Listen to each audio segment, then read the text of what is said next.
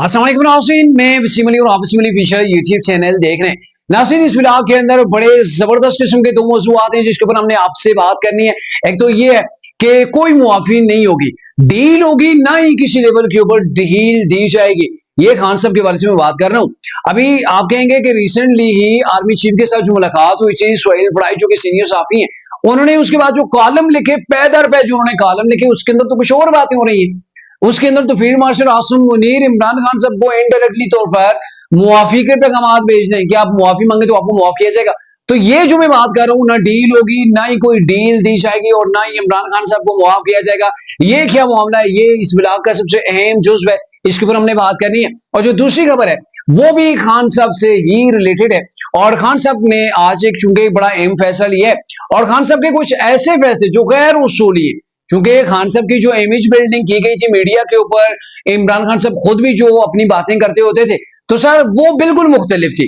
खान साहब को U turn के अंदर इतना जो अब जेल के अंदर से वो यू टर्न लेने हैं जो वो उनको पढ़ रहे हैं, तो ये क्या मामला है, इसके ऊपर हम आपके साथ बात करते हैं। सो आगे बढ़ने से पहले मेरी आपसे रिक्वेस्ट है कि आपने इस वीडियो को एंड तक जरूर देखना है, और अगर आपको ये वीडियो पसंद आती है तो लाइक एंड शेयर जरूर कीजिएगा। नाज़रीन, पहले बात कर लेते हैं जी इमरान खान साहब के गैर मारूफ जो फैसले हैं, यानी कि गैर उसूली फैसले शायद मारूफ तो हो ही जाए। और फिर हम आते हैं जी कि इमरान खान साहब को क्या कोई डील दी जाएगी, इमरान खान साहब के लिए मुआफी है या नहीं। ठीक है, इसके ऊपर हम बात करेंगे। लेकिन पहले आपको ये बताएं कि आज एक खान साहब यानी कि तरीके साहब ने एक बड़ा डिसीजन लिया है। खान साहब ने जेल के अंदर से एक पैगाम भेजा, और पैगाम ये है कि लीडर ऑफ द अपोजिशन जो होंगे सेनेट के अंदर, जो पार्लियामेंट के अंदर होंगे, इनके नाम जो है वो उन्होंने अनाउंस किए हैं। चूंकि पहले नाअहल हो गए, तरीके साहब वो शिबली फराज सेनेट के अंदर थे, उमर अयूब साहब लीडर ऑफ द अपोजिशन थे जब वो नेशनल असम्बली के अंदर, तो वो तो नाअहल हो गए सर। तो उसके बाद अब खान ने कुछ नए नाम जो है वो तजवीज करके दिए। पहला नाम तो ये आ गया कि सेनेट के अंदर से जो शख्स लीडर ऑफ द अपोजिशन होगा, वो होगा जी जो इनके रिसेंटली जो करप्शन के अंदर मुलव्वस पकड़े गए थे, आजम स्वाति। जी हाँ, आजम स्वाति की मैं बात कर रहा हूँ। रिसेंटली वो शख्स जो खैबर पख्तूनख्वा कोहिस्तान मेगा करप्शन का स्कैंडल है, और उसका आप कहेंगे सबसे अहम जो फर्द है जिसने सबसे ज्यादा जो वो करप्शन की है, या जिसकी बेस के ऊपर सारी करप्शन की गई है और सारी करप्शन उसी शख्स के गिर्द घूम रही है, तो उस शख्स को इमरान खान साहब ने leader of the opposition senate के अंदर जो वो बनाने की तजवीज दे दी, या फिर उसका नाम जो वो खान साहब ने फाइनल कर दिया। अच्छा, दूसरा नाम जो वाकई गवर्नमेंट है, यानी कि जो नेशनल असम्बली है, उसके बारे में जो खान साहब ने नाम दिया वो महमूद खान अचकजई का है। अच्छा, मजे में आपको बात बताऊं कि अचकजई को खान साहब यहाँ पे इस्तेमाल करने लगे। कैसे इस्तेमाल करेंगे ये मैं आपको बता दूं। मामला ये है कि उससे पहले आपको ये भी बता दूं कि खान साहब ने बहुत से ऐसे फैसले लिए जो गैर वसूली थे। ये वही खान साहब है जिन्होंने शेख रशीद को कहा था कि ये तो चपड़ासी के लेवल का बंदा भी नहीं है, मैं हूं तो इसको चपड़ासी भी कभी ना लगाऊं। ठीक है, और खान साहब ने अपनी हुकूमत बनने के बाद सबसे पहले तो शेख रशीद को वजीर दाखिला बनाया, वजीर रेलवे भी बने, वजीर दाखिला भी खान साहब ने उसी चपड़ासी को लगा। जो शख्स चपड़ासी की मतलब काबिल नहीं था, वो वजीर दाखिला पाकिस्तान यानी कि इंटीरियर मिनिस्टर ऑफ पाकिस्तान जो वो रहा है। उसके बाद आ जाते हैं सेकंड चीज। सेकंड ये थी कि इन्होंने ये कहा था कि जो परवेज इलाही है ना, ये पंजाब का सबसे बड़ा डाकू है, और यही कौम को बताया गया, कौम के माइंड के अंदर फीड किया गया। और सर जब खान की गवर्नमेंट बनी तो खान ने उसे वजीर आला पंजाब बना दिया।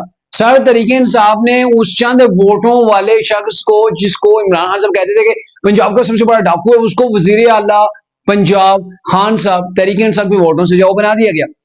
यहीं पर खान साहब ने ब्रेक नहीं लगाई। खान साहब ने उसी पंजाब के डाकू को उठा के तरीके साहब का सदर बना दिया कि ले जी यही शख्स काबिल है तरीके साहब के अंदर, इसी को तरीके साहब का प्रेसिडेंट होना चाहिए। ये खान साहब के फैसले हैं। यानी कि खान साहब वैसे तो एस्टेब्लिशमेंट के ऊपर बातें डालते हैं ना, वो मेरे साथ बाजुआ ने ये कर दिया, फलाने ये किया। यहाँ पर बाजुआ ने तो नहीं कहा था ना कि आप परवेज इलाही को उठा के, जिसे आप माजी के अंदर चोर सबसे बड़ा डाकू कहते हो, सबसे बड़ा करप्शन का जो वो गढ़ आप कहते थे कि पंजाब के अंदर कहीं पर अगर है तो वो परवेज इलाही के पास है, तो आप उसको उठा के तरीके साहब की जो वो आप उसको सदर बनाते हैं, तो इट्स मीन जहां पे सदर ऐसा होगा नीचे क्या हो रहा। मेरे ख्याल में खान साहब ने की जो चॉइस थी बिल्कुल ठीक थी, क्योंकि नीचे से ही सारी वो करप्शन चल रही थी, तो जाहिर है फिर ऊपर तो सदर बड़ा डाकू होना चाहिए। तो उन्होंने ठीक शख्स को मेरे ख्याल में इंतखाब किया था। लेकिन जो उसूली सियासत है, जहां पे खान साहब के उसूल थे, वहां पे ये बिल्कुल गैर उसूली फैसला खान साहब का था।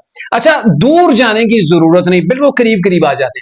अभी रिसेंटली मैं आपको बताऊं कि ये जो मेगा करप्शन केस जो था, स्कैंडल जो निकला है कोहिस्तान का 40 अरब रुपया, ठीक है, 40 अरब रुपए का टीका लगाया जी केपीके के खजाने को। और ये बातों की अब तक नहीं है, रिकवर किए हैं लगभग 25 अरब। जब मैंने इस स्टोरी को देखा था, बल्कि इसके ऊपर ब्लॉग भी किया था, तो 25 अरब जो है वो नैब ने रिकवर भी कर लिए थे। और उसके अंदर करप्शन के पैसों से जिन लोगों ने करप्शन की, उन्होंने आगे फ्लैट लेके और घर लेके दिए थे किसको, उन्हीं पैसों से आजम सवाती को। यानी कि आजम सवाती का केपीके के अंदर काफी असर हो गया। इमरान खान साहब के सबसे बूढ़े और सबसे लीजेंड किस्म के ये खिलाड़ी हैं, किरदार हैं। और इन्होंने ये सारी करप्शन को, मतलब क्या होता है जहां पे ठेकेदार करे, कहीं पे कोई अफसर कर रहा हो, तो ऊपर अगर कोई वजीर बैठा हुआ है ना, सर कोई पार्टी का सबसे तगड़ा बंदा बैठा हुआ है, तो वो छतरी के नीचे ले लेता है। वो कहता है पायन हमें आपने इतना हिस्सा देना है, आपने फलां फॉर्च्यूनर जो मुझे गाड़ी लेके देनी है, फलां जगह के अंदर मुझे ये प्लाजा चाहिए, कमर्शियल प्लाजा, ठीक है, तो ये आप करेंगे, तो बाकी आप जो मर्जी करें, स्याह करें, सफेद करें, आपके ऊपर मैं हूं ना, मैं जो है वो आपको हर तरह की गारंटी देता हूं और आपकी हर तरह से सिक्योरिटी आपको दूंगा, कोई आपका बाल भी बांका नहीं कर पाएगा। और यही कुछ केपीके के अंदर होता रहा आजम सवाती की वसातत से, ठीक है। उसको खान साहब ने जब वो leader of the opposition senate के अंदर लगा दिया, यहीं पर बस नहीं किया। महमूद खान अचकजई को खान साहब क्या कहते थे, बड़ा थू थू करते होते थे। आपने 2014 के वो धरने के अंदर देखा, खान साहब ऐसे वो चादर सर के ऊपर करके उसकी नकल उतारते थे। सर खान साहब ने, मैं कहता हूं जो भी बात की है ना, जो भी थूका है, जरूर उसको चाटा है। खान साहब के पेट के अंदर मरोड़ पड़ते हैं जब तक वो यू टर्न ना ले लें। तो खान साहब ने इन सबको थूका था, लेकिन खान साहब ने देर आए, जब मतलब देर से सही या जल्दी से, जैसे भी आप कह लें, लेकिन खान साहब ने इनको जरूर चाटा है, थूका हुआ चाटा है, यू टर्न इनके ऊपर लिया है, जिसको सबसे करप्ट का है उसको सीने के साथ लगाया है। तो ये खान साहब के ऐसे फैसले होते हैं, और अभी उन्होंने किया है, तो देखते हैं आने वाले दिनों के अंदर क्या इन लोगों का इंतखाब हो भी पाएगा, क्या ये लीडर ऑफ द अपोजिशन बन ही पाएंगे या नहीं। लेकिन तरीके साहब ने कम से कम जो वो नाम फाइनल कर दिए, और मे भी यही लोग जो है वो बन जाएंगे। अब महमूद खान अचकजई को इसलिए लाया गया चूंकि वो ऐसे शख्स हैं जिनकी स्टैब्लिशमेंट के साथ नहीं बनती, तो खान साहब यहाँ पे उनको आगे लगा के ना इस्तेमाल करेंगे। अब उन्होंने क्या करना है, उन्होंने पार्लियामेंट के अंदर रोला ही डाल देना है। वैसे भी उमर अयूब ने भी यही कुछ करना था, वो भी यही कुछ कर रहे थे। तो ये कि कोई बिल आएगा हर चीज के ऊपर ना ना ना ही आपको सुनने को मिलेगी। मैं आपको बताऊं, फिलिस्तीन के हक के अंदर एक जो वो करारदाद पास की गई थी, और इधर से उमर अयूब साहब थे, तरीके इंसाफ थी, तो उन्होंने उस करारदाद की भी मुखालफत कर दी थी। इतने इनके माइंड उस तरीके से डाल हो चुके हैं, इन्होंने वहां पे जो भी गवर्नमेंट कह रही है उसकी ना के अंदर ही जवाब देना है, ठीक है। तो इनसे वोटिंग करवाई गई, स्पीकर याद सादिक थे, तो इन्होंने उस जो बिल पास किया गया था, तो उसकी वहां पे मुखालफत की थी। बिल पास हो गया था, लेकिन इन्होंने उसकी मुखालफत की थी सर। तो यह है कि इन्होंने भी यही कुछ करना है, हर चीज के अंदर ना इन्होंने वहां पे रोड़े ही अटकाने। तो खैर अचकजई साहब को आगे लगाया जाएगा, तो खान साहब पीछे से ताली भी जाते रहेंगे, आगे अचकजई साहब जाने, उनके काम जाने। अच्छा, अब आते हैं जी दूसरा मामला, कि अभी रिसेंटली मैं आपका वो टाइम इतना जाया नहीं करूंगा, वो तफसील के अंदर जाके रिसेंटली जो चीजें आई थी आर्मी चीफ के हवाले से, कि उन्होंने जो बात की है, ठीक है, सोहेल राइट से, तो उन्होंने उसके अंदर जो कुछ चीजें कही थी कि अगर सियासी मसले चाहते हैं तो फिर उसके ऊपर मुआफी मांगना होगी। तो सर अगर खान साहब मुआफी मांग लेते हैं तो क्या होगा, दो चीजें। पहली बात है, खान साहब मुआफी नहीं मांगेंगे, इतना उन्हें पता है। अगर मांग लेते हैं तो क्या होगा कि खान साहब का मुस्तकबिल तबाह। यूं आप कह लें कि खान साहब अपने आप को खुद चार्जशीट कर लेंगे। अगर खान साहब जो कि आज कह रहे हैं कि 9 मई का ऑपरेशन फॉल्स फ्लैग था, अगर 9 मई का ऑपरेशन फॉल्स फ्लैग था, तो फिर अगर आज खान साहब उठ के खड़े होते हैं, कहते जी 9 मई मैंने किया, सारी सारी जिम्मेदारी पहले लेनी पड़ेगी, फिर मुआफी मांगना पड़ेगी, कहेंगे 9 मई मैंने किया, ये मेरे मकासद से, या ऐसे जो वो मेरी फौज के अंदर जो वो बगावत डालने की कोशिश की, फलां फलां जो फौजी मकामात थे, तनसीबात थी, उनके ऊपर हमने अटैक करवाया, हमारा ये फार्मूला था, और आगे से ये चीजें, इसके ऊपर मैं कौम से मुआफी मांगता हूं, मुझसे गलती हुई है, मैंने पाकिस्तान को, रियासत पाकिस्तान को नुकसान पहुंचाया है, और जो मेरा फेल है ये दुश्मनों वाला था। क्या ये खान साहब कह पाएंगे? हरगिज नहीं कह पाएंगे। जब ये कह देंगे तो फिर तो कौम के सामने जो इन्होंने अपना इमेज बिल्ड किया हुआ है, जो अपना मुकदमा ये लड़ रहे हैं कि भाई ये फॉल्स फ्लैग ऑपरेशन था, गो के फुटेज वो बड़ी बड़ी है, यूट्यूब आप उठा के देख लें, तरीके साहब के कोर कमांडर हाउस के अंदर क्या नारे मार रहे हैं, वो जनाब उसकी मैं बात कर रहा हूं, ठीक है। जीएचक्यू के बाहर गेट के ऊपर फौज के साथ क्या उनकी तकरार हो रही है, किस किस्म के नारे मारे जा रहे हैं कि भाई ये जो फौज का यार है, गद्दार है, गद्दार है, गिरदी हुई दीवारों को एक धक्का और दो। और फिर वो रिकॉर्डिंग जो आबाद फारूकी आ रही है, ठीक है, जिसके अंदर वो डॉक्टर यास्मीन राशिद जो अभी तो बड़ी मजलूमा बनी हुई फिरती हैं, भाई उन्हें कैंसर है, 75 साल उम्र है, उनके वाल से वाल फरूक कह रहे हैं कि डॉक्टर यस्मीन राशिद की अहकामात है कि हमने जाके जनाब उसको आग लगानी है। आप उठा के देख लें, ये बोल न्यूज की, समा न्यूज की, वो सब चैनल्स की वहां पे वो फुटेज पड़ी हुई है। आप 2 साल पहले चले जाएं, जाएं सर्च करें यूट्यूब के ऊपर, आपको सारी चीजें, सारा मवाद मिल जाएगा। तो ये सारा कुछ किया हुआ है, लेकिन क्या कहते हैं, ये फौज ने किया है। ठीक है, अभी खान साहब फिर भी फौज के ऊपर डाल रहे हैं, और जब ये मुआफी मांग लेंगे तो इनका सियासी कैरियर तो तबाह है। और दूसरा सबसे अहम सवाल, खान साहब मुआफी मांगे तो क्या रिलीज हो जाएंगे, रिहा हो जाएंगे? नहीं सर, हरगिज नहीं। क्या अब ये फौज तासर देना चाहती है कि भाई हमसे मुआफी मांगेंगे तो इनके केसेस खत्म हो जाएंगे? ऐसा हरगिज नहीं है। ये जिस अंदाज के अंदर कॉलम लिखा गया सोहेल फड़ाइश का, उसका खान साहब को बेनिफिट जा रहा है, इसकी डिनाई आई है इस्टेब्लिशमेंट की जानब से, इसको डिनाई किया गया है, मुख्तलिफ सोर्सेज के जरिए से किया गया है कि भाई हम किसी लेवल के ऊपर 9 मई के मुसलमान को मुआफी देने को तैयार नहीं है, ना ही इसके ऊपर कोई समझौता होगा। आपने बात कर रही है तो सियासतदानों से करें। हाँ, सियासी मसले से मामला ये है कि आपकी जो पार्टी है वो एक बार फिर से मतलब अपने आप को एक सियासी पार्टी के तौर पर सामने ला सकती है, फिर सियासी तस्वर किया जा सकता है, लाजमी नहीं कि किया जाए।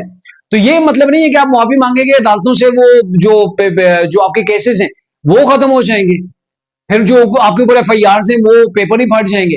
तो ऐसा नहीं होगा कि एक मुआफी से आपका जितनी भी हिस्ट्री है वो सारी खत्म हो जाए, ये चीजें नहीं होंगी। जस्ट इतना होगा कि आपकी जो पार्टी है उसको मतलब इतनी आसानियां हो जाएंगी, वो दोबारा सियासी एक्टिविटी कर सकती है। ठीक है, लेकिन इससे ज्यादा ये नहीं है कि आपके केसेस खत्म हो जाएंगे। फिर तो कहने का मतलब यह है कि तमाम के तमाम केसेस एस्टेब्लिशमेंट चलवा रही है, फिर तो आर्मी चीफ के कहने के ऊपर ये सारी चीजें हो रही हैं, और खान साहब ठीक कह रहे हैं। तो ये जो पॉइंट ऑफ व्यू इन जो कॉलम्स थे उनकी वजह से जो सामने आया, तो ये बिल्कुल एक गलत असर दे रहा है। ये तो एस्टेब्लिशमेंट के खिलाफ गोया आर्टिकल जा रहा है। ये जो सोहेल बड़ाइच के आर्टिकल हैं, ये एस्टेब्लिशमेंट के बिल्कुल जो वो एंटी जा रहे हैं, जबकि जो सोच पाई जा रही है, डीजीएसपीआर ने आज से 1 साल कबल ही कह दिया था, आई थिंक के 9 मई के वाकया हुआ था, और जब साल इसको पूरा हुआ था तो उन्होंने प्रेस कॉन्फ्रेंस के अंदर कह दिया था कि भाई आप मुआफी मांगे तो फिर उसके बाद सोचा जा सकता है। लेकिन उस मुआफी का मतलब ये है कि आपको कम से कम ज्यादा से ज्यादा अगर होती है तो 9 मई के अंदर मुआफी मिल सकती है ना, और फिर जो आपके ऊपर चार्जेस है वो ने आपने उसको ट्रायल आपका होगा। लेकिन ये है कि दीगर मुकदमा तो आपके खत्म नहीं हो सकते। तो फिलहाल जो ये चीजें कंसेप्ट जो बनाने की जो है वो कोशिश की जा रही है कि भाई इस्टेब्लिशमेंट से खान मुआफी मांगे तो सारी चीजें दुरुस्त हो जाएंगी, आज भी अगर उसके वो कदमों के ऊपर या बूट पालिश शुरू करे तो मामला हल हो जाएंगे। सर ऐसा नहीं है, आप मुआफी भी मांग के देख लें, आप बूट भी पालिश करके देख लें, आपको मुआफी नहीं मिलेगी। अब तक के लिए इतना ही था, अगले तक के लिए इजाजत दीजिए। अल्लाह हाफिज।